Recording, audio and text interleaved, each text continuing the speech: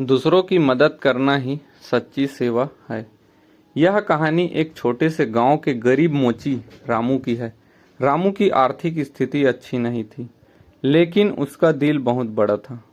वह हमेशा दूसरों की मदद करने के लिए तैयार रहता था। उसका मानना था कि निस्वार्थ भाव से की गई मदद कभी बेकार नहीं जाती और किसी न किसी रूप में हमारे पास वापस लौटकर जरूर आती है। एक दिन गांव में कड़ाके की ठंड पड़ रही थी। रामू अपनी दुकान पर बैठा पुराने जूतों की मरम्मत कर रहा था। तभी उसकी दुकान के सामने एक बूढ़ा आदमी गुजरा। उसके कपड़े फटे हुए थे और ठंड के मारे उसके पैर कांप रहे थे। सबसे बड़ी बात यह थी कि उस वृद्ध के पैरों में जूते नहीं थे। पत्थरों और ठंड की वजह से उसके पैरों से खून निकल रहा था। रामू से उस वृद्ध की हालत देखी नहीं गई। उसने तुरंत उस बूढ़े आदमी को अंदर बुलाया। रामू ने अपनी दुकान में रखी आग से पहले उसके पैर सेंके। फिर रामू ने अलमारी से चमड़े की एक नई जोड़ी निकाली और यह वह जूता था जिसे रामू ने कई दिनों की कड़ी मेहनत के बाद अपने खुद के पहनने के लिए बनाया था। रामू के पास खुद भी अच्छे जूते नहीं थे, लेकिन उसने बिना सोचे समझे वह नए जूते उस वृद्ध को पहना दिए। वृद्ध की आंखों में आंसू आ गए। उसने रामू को ढेर सारा आशीर्वाद दिया और वहां से चला गया। उस रात रामू खाली हाथ घर गया, लेकिन उसके मन में एक असीम शांति थी। समय बीतता गया और इस बात को करीब 5 साल हो गए। गांव में एक भयंकर सूखा पड़ा।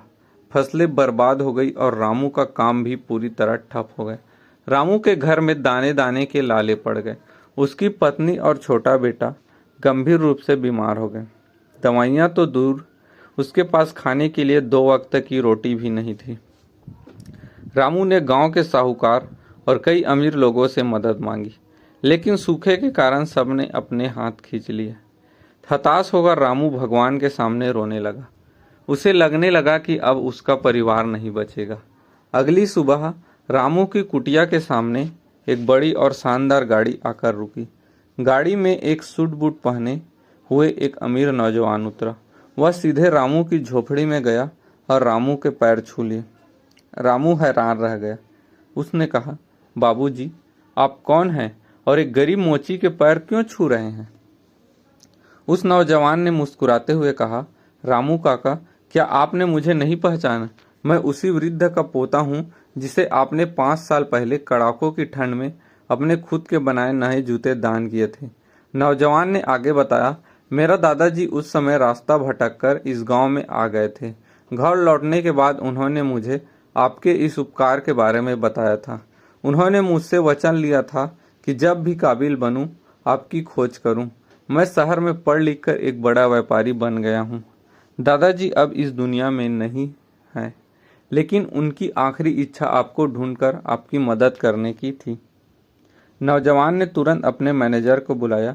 उसने रामू के परिवार के इलाज के लिए शहर के बड़े डॉक्टर का इंतजाम किया।